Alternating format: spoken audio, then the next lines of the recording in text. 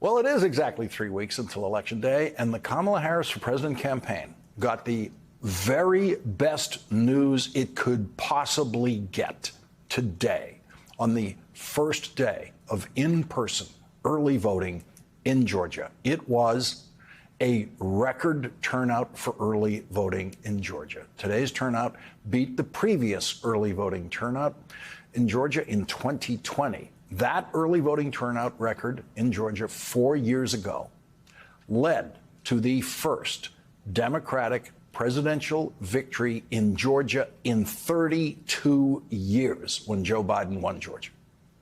Congressman Maxwell Frost was in Georgia today for the first day of early voting. He will join us to report what he saw.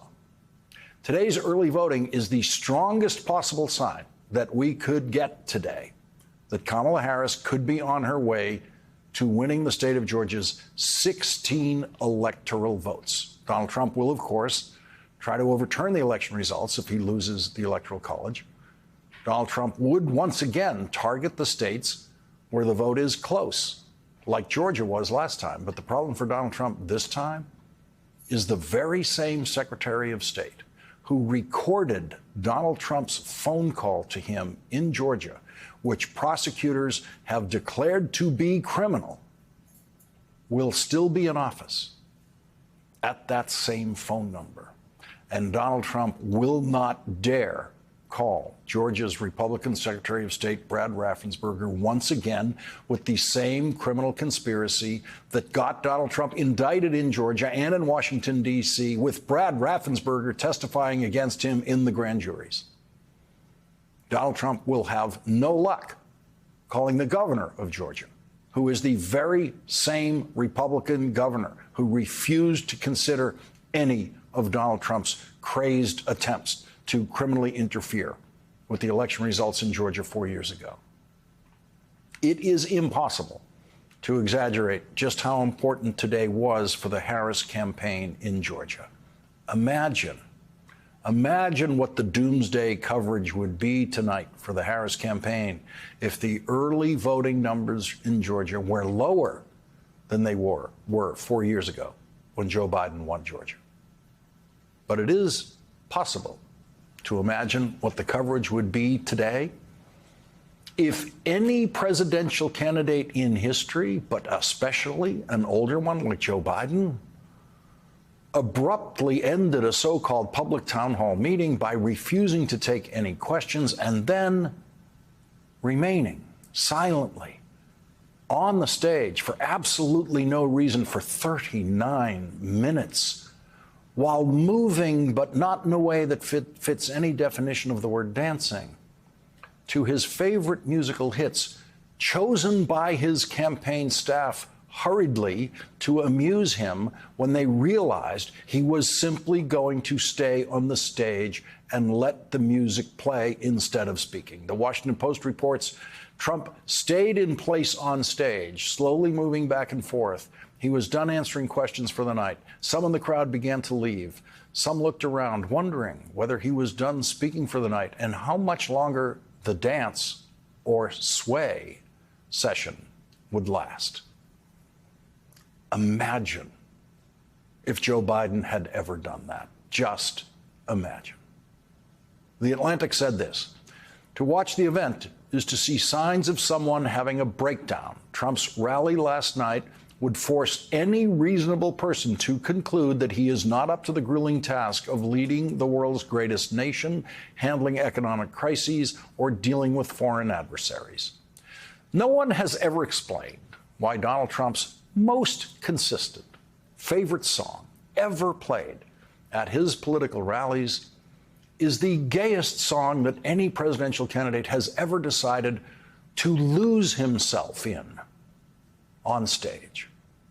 When the gay-themed group The Village People released YMCA in 1978, it instantly became a joyous anthem to gay America that was musically uplifting and fun to dance to for everyone, including millions of people who actually had no idea just how gay the song was.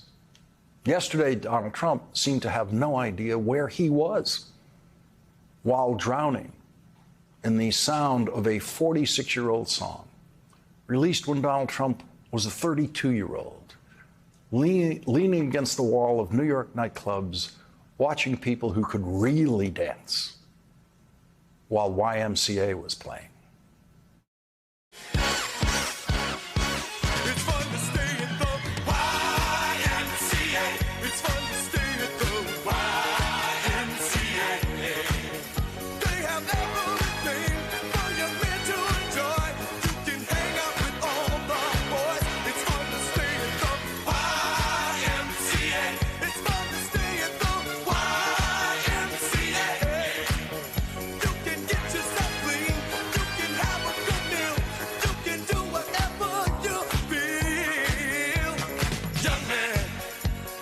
Once in your shoes, I said I was down and out with the blues. I felt no man cared if I were alive. I felt the whole world was so tired. That's when someone came up to me and said, young man, take a walk up the street. It's a place there called the YMCA.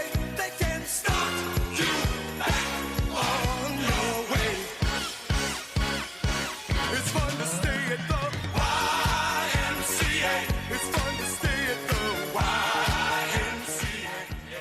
YMCA. Young Man. That's what the song is about. The YMCA and a young man, a 78-year-old man, standing on the stage last night, just drowning in the glory of it all. Kamala Harris's reaction to all of that was to say, hope he's okay. At a rally in Pennsylvania today, Vice Presidential candidate Tim Walz said this. I don't know if some of you saw this. Donald Trump was doing a town hall. He took a few questions from the audience, totally botched those because they were things that weren't that important to him, like health care and child care, so he wouldn't have any, concept of a plan. But he got a little bit tired. And if you didn't see this, I would not usually encourage you, but we're doing it now. Go watch this guy right now and go watch these rallies or this town hall. He stopped taking questions and stood frozen on stage for 30 minutes while they played his Spotify list to people. Do you think he knows the story behind the YMCA song?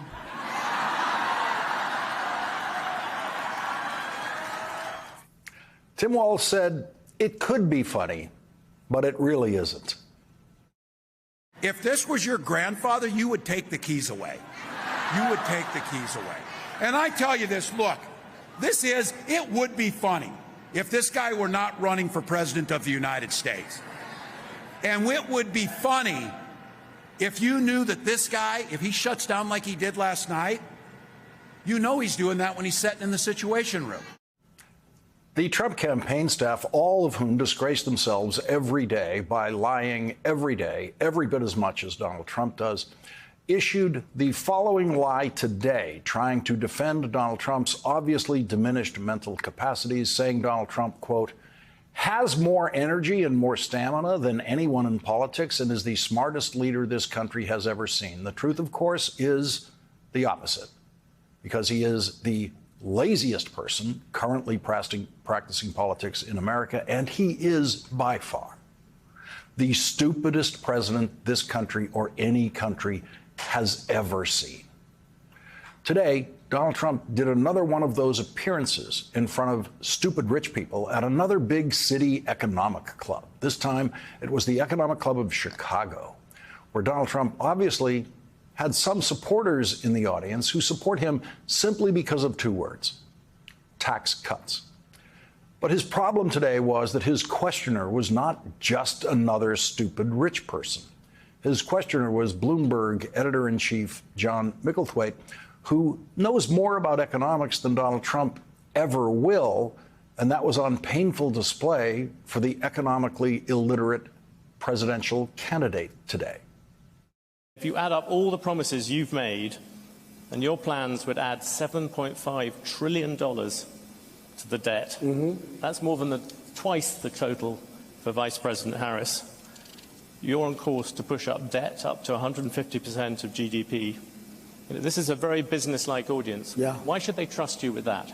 Because we're about growth. She's got no growth whatsoever, and we're all about growth. To me, the most beautiful word in the dictionary is tariff, and it's my favorite word. Tariffs also have another side. Isn't that something that you have to acknowledge? No. You could be plunging America into the biggest trade war since Smoot Hawley. But there are no tariffs. You're going to stop. There are tariffs already. No, at the there are moment. no tariffs. All you have to do is build your plant in the United States, and you don't have any tariffs. It must be hard for you to, spend 25 years talking about tariffs as being negative, and then have somebody explain to you that you're totally wrong. Critics say your tariffs will end up being like a national sales tax. Nope. The countries will pay. The countries will pay. It is a national sales tax, and Donald Trump's questioner was so flooded with economic idiocy by Donald Trump that he never actually took the time to stop and point out to Donald Trump that the only country that can possibly pay American tariffs is America, meaning American voters, American consumers. Like all countries, the United States of America only has legal authority to collect money from its own residents. So when Donald Trump puts a 20% tariff or a 60% tariff or a 100% tariff, or in some cases a 200% tariff that he's talking about on a product coming into this country, the country sending us the product does not pay that tariff, not one penny. The person buying the product in the United States, that American, pays the tariff. So that car you want to buy costs 20% more, even if it was made in the United States. Or that pair of shoes costs more, or that washing machine, or those clothes for your kids that come from another country. Those all go up. Those prices all go up.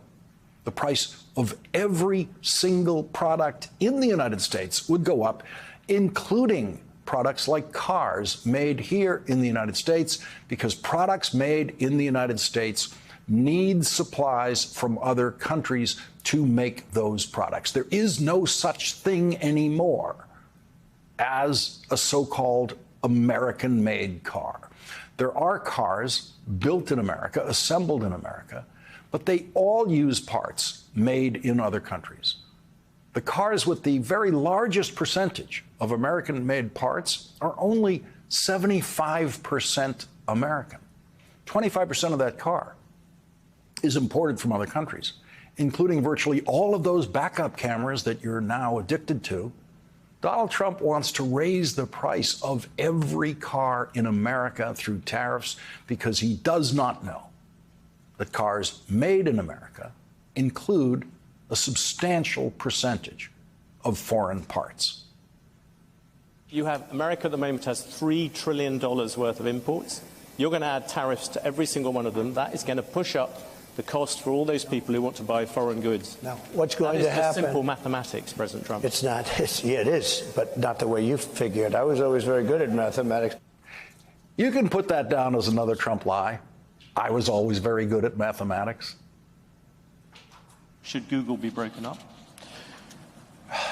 I just haven't gotten over something the Justice Department did yesterday, where Virginia cleaned up its voter rolls and got rid of thousands and thousands of bad votes, and the Justice Department sued them that they should be allowed to put those bad votes and illegal votes back in and let the people vote.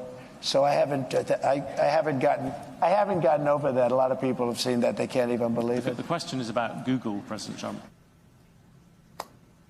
He's a clown who cannot answer questions and does not answer questions in interviews. And it seems finally the American news media has come to realize that these Donald Trump interviews are fraudulent, that he does not answer questions, that lies are not answers. That seems to have finally sunken in. Donald Trump admitted his defeat in the interview in what is the most purely Trumpian form of acknowledging that he is losing. He attacked his questioner. Only 3 weeks to go to the election. Will you commit now to respecting and encouraging a peaceful transfer of power? Well, you had a peaceful transfer of power. You had a peaceful transfer of power. You had a peaceful... Come on, President Trump. You had a peaceful transfer of power compared with Venezuela, but it was by far the worst transfer of power for a long time. Thank you. I appreciate that, because this is what they like to do. This is what they like to do. It's very interesting. The question, President Trump, is would you respect the decision? When I found out about this interview, I did a little check. He's a man that has not been a big Trump fan over the years. So I had a choice. Do I do this interview or not? I'm glad I did it. But do I do this interview or do I disappoint a lot of people? Because I know a lot of people in the audience. But his view is very different than mine. I'm glad I did it. You can put that down as another Trump lie. Today, Kamala Harris went to Detroit to do a live radio town hall interview with the popular host Charlamagne Tha God. The needs of the black community are not just about criminal justice. We need that money. It's about, because here's the thing. We have brought down black unemployment, I said this earlier, to one of the lowest levels in history. But I'm very clear. The community is not going to stand up and applaud just because everybody has a job. That should be a baseline. My agenda is about tapping into the ambitions and the aspirations, knowing that folks want to have an opportunity. If they want, they should have a meaningful opportunity to build wealth, including intergenerational wealth. And that's my agenda. There is so much at stake, whether America is going to stand on its principles around the importance of sovereignty and territorial integrity and stand with our allies around the world, or whether we're going to admire dictators and send, during the height of COVID and the pandemic, COVID tests that nobody could get to the president of Russia for his personal use when black people were dying every day by the hundreds during that time. Yeah, I feel like that one has gone over people's heads, the fact that he was sending COVID tests to Putin. I mean, I invite, your listeners, the people we know, the number of people who lost their grandparents and parents. Remember what that was like during the height of COVID, and a lot of it, people were scrambling for the resources and needed tests. And Donald Trump, during that time, secretly sent COVID tests to the president of Russia. The man is really quite weak. He's weak. It's a sign of weakness that you want to please dictators and seek their flattery and favor. It's a sign of weakness that you would demean America's military and America's service members. It's a sign of weakness that you don't have the courage to stand up for the Constitution of the United States and the principles upon which it stands. This man is weak and he is unfit. It's two very different visions for our nation. One mind that is about taking us forward and progress and investing in the American people, investing in their ambitions, dealing with their challenges. And the other, Donald Trump, is about taking us backward. The other is about fascism. Why can't we just say it? Yes, we can say that. The Harris campaign released this ad yesterday featuring our first guest tonight, Republican Mayor John Giles of Mesa, Arizona. In cities like mine, folks look out for each other. They put their community first. I'm a lifelong Republican, but I've always put country over party. And I know Donald Trump's second term would be all about himself. That's why, like so many other Republicans, I cannot support Donald Trump. Kamala Harris and I may not agree on everything, but I do know that she will always put country first. If we're going to make progress as a country, we have to have an adult in the White House. That's why I'm supporting Kamala Harris. I'm Kamala Harris, and I approve this message.